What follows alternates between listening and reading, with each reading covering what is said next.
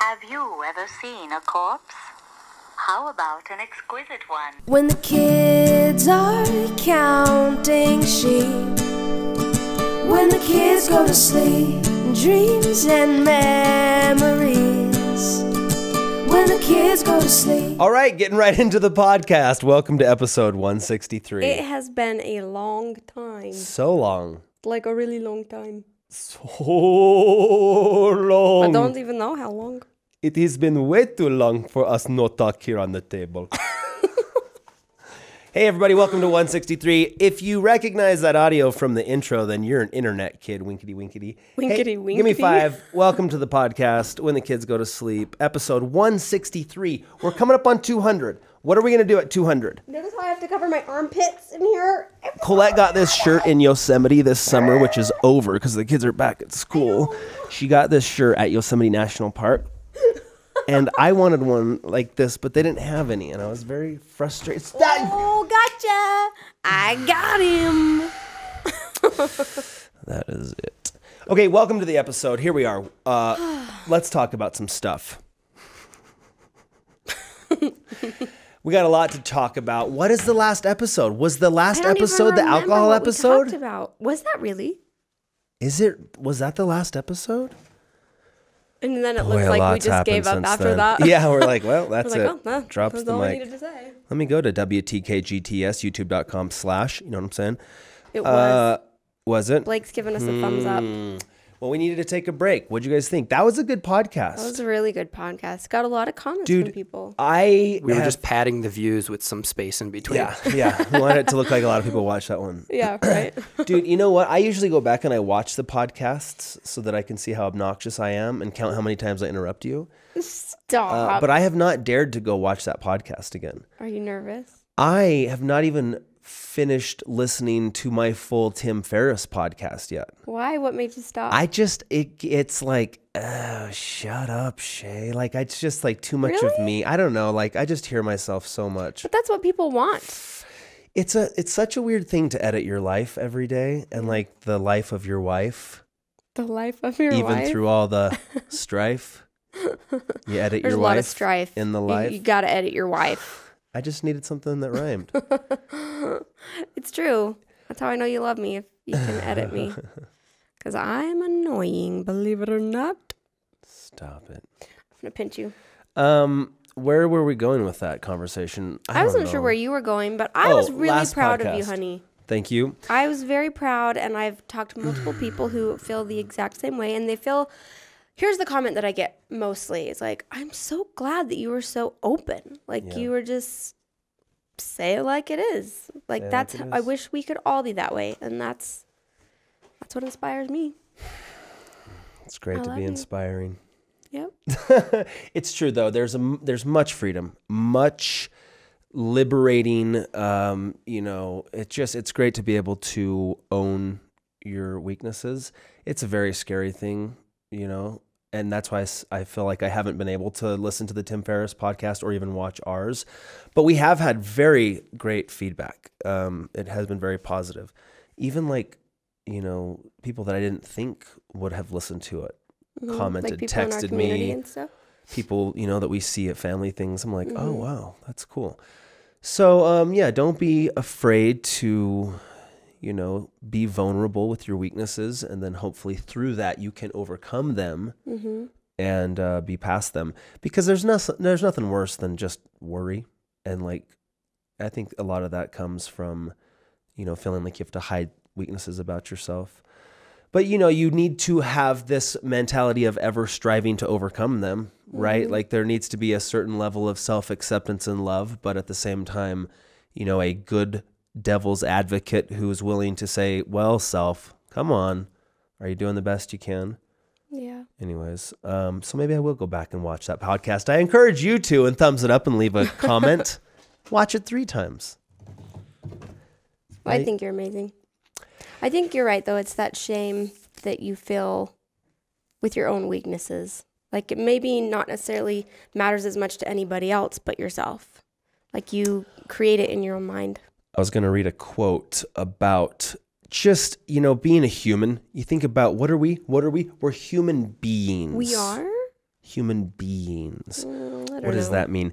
George Wtkgts once said in his recent album, Infinity, the evolution of the mind is not the hunger to conquer or to want or to seek or to wander or even to wonder, but simply to be.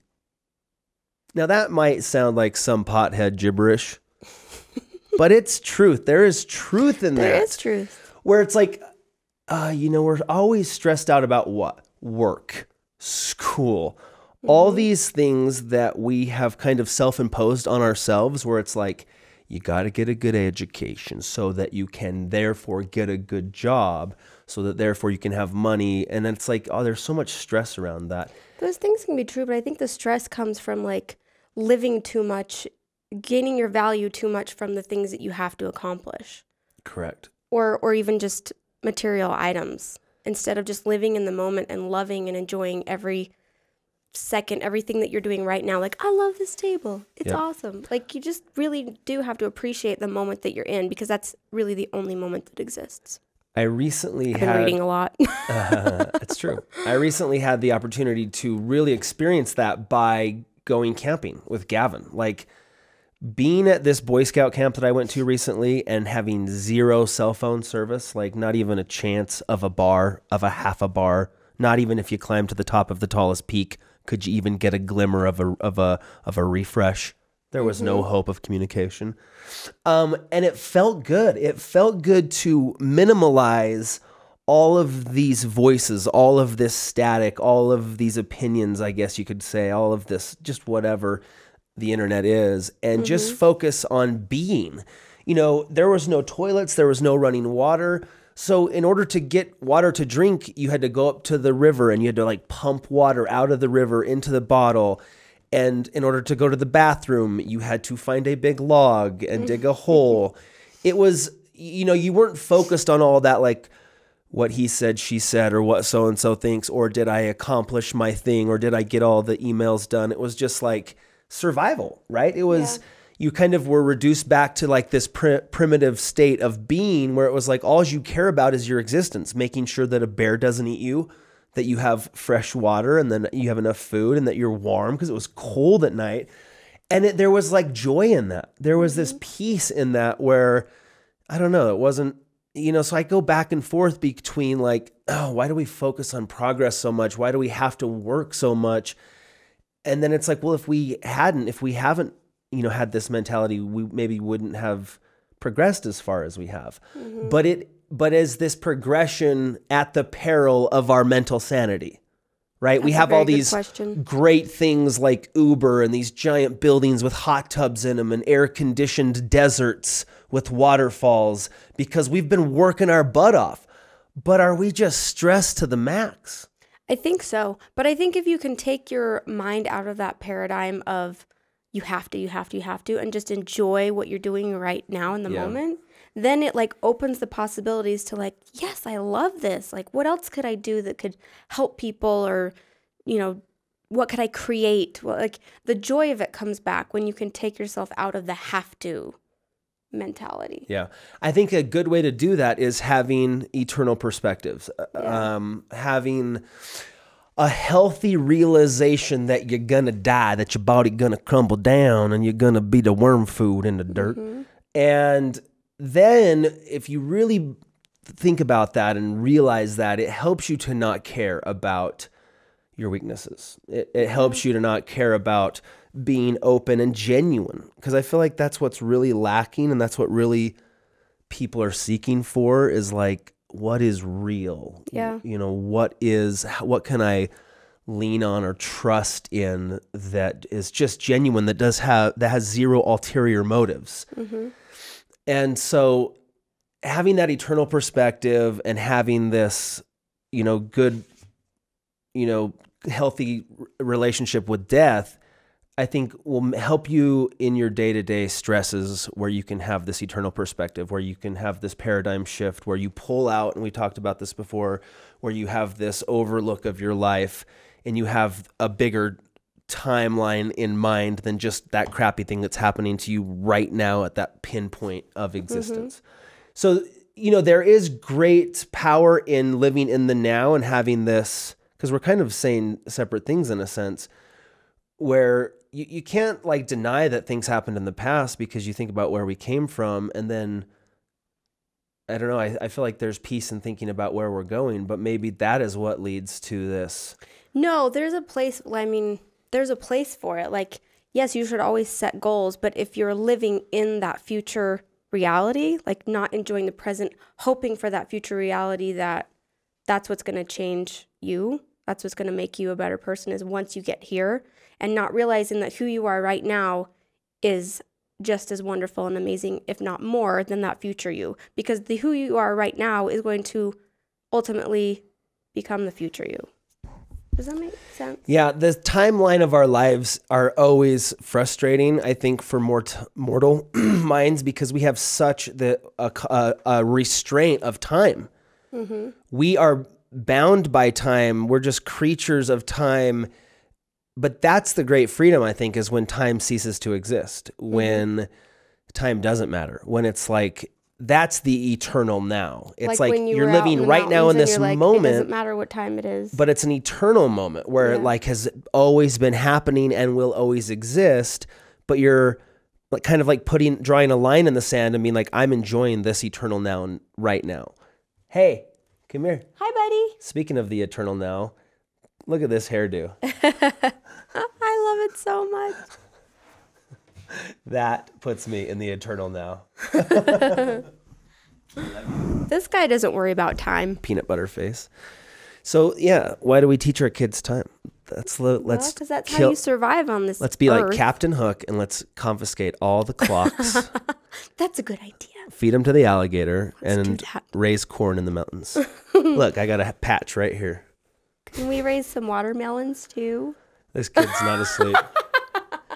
I will be your president, goodness. Donald Trump.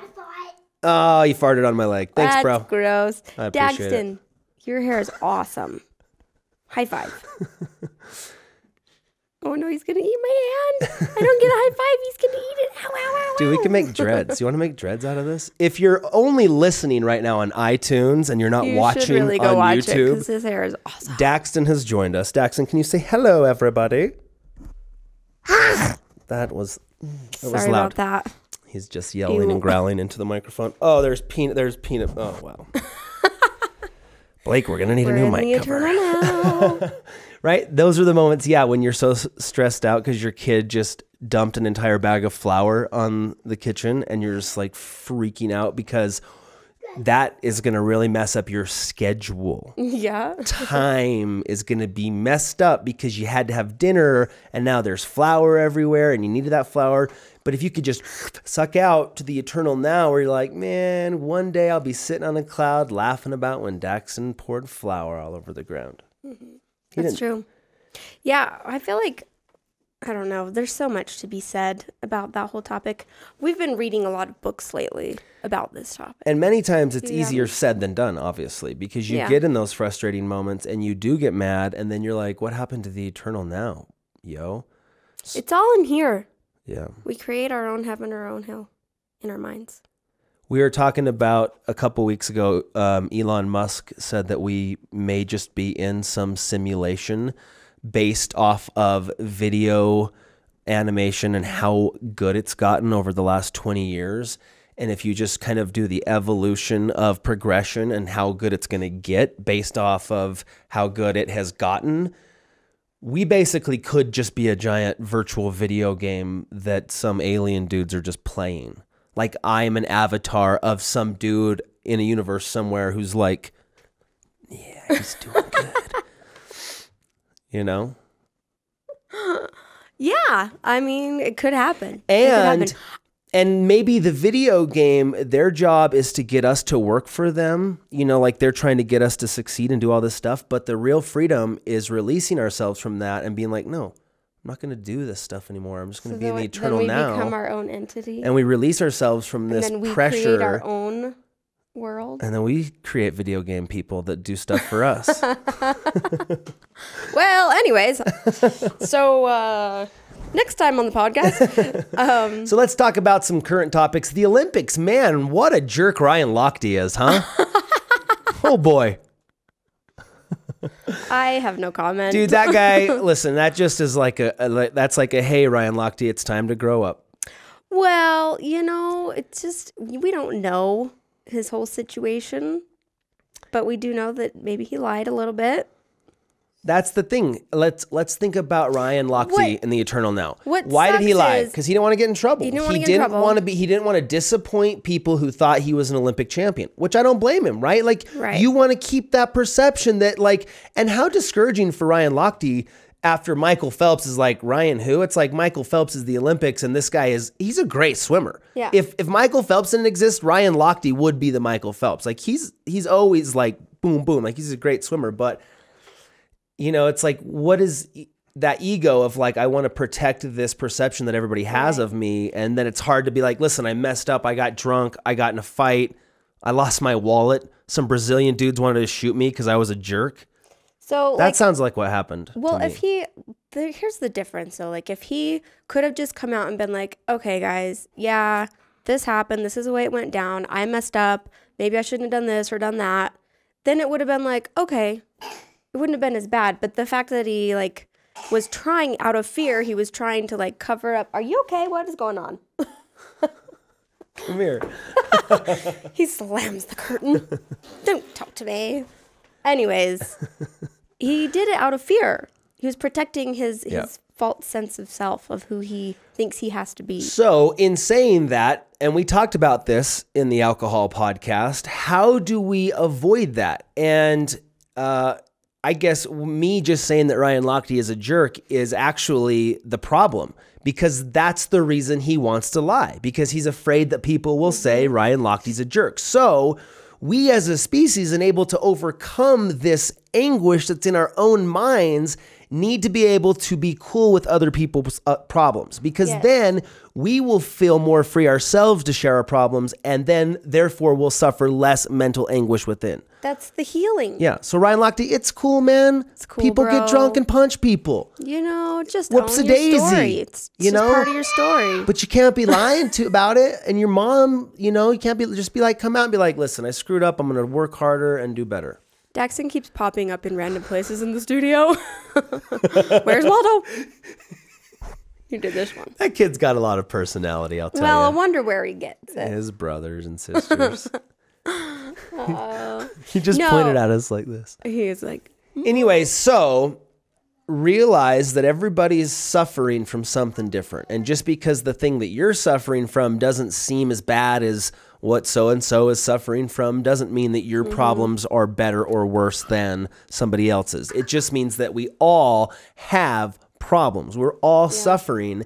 And the quicker that we're able to be like, listen, you're suffering, I'm suffering, that dumb, stupid thing that you did that may seem like you did on purpose or just for vengeance was really probably just because you were in pain and you had fear. Yeah. So the sooner that we're able to all realize that and be like, listen, any of these people that you think are just psychotic jerk people, they have an insecurity. They have a weakness. They have a fear, just like you do. And the sooner that we're all like, yeah, man, we're all having these issues. We're all having the same problems. The sooner that we'll be able to mesh together and be like, it's okay. It's okay. Less worry, less stress, feels better. I think when you can think with love and release judgment from somebody else's problems, then you're more easily be able to release your own judgments on your own problems, and vice versa. Amen. Amen. Daxon, say amen. Amen. That's what I like to hear. Okay, anyways, so we're going to try to get back on these podcasts.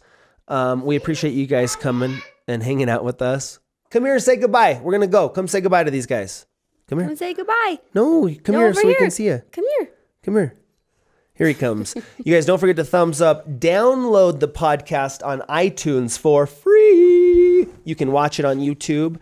And that's all. Subscribe to the channel, and we'll see you next week. We'll see you next time. On episode 164. Bye. No, Daxton! We'll stay up, just you and I, and we'll talk about our pretty life when the kids go to sleep.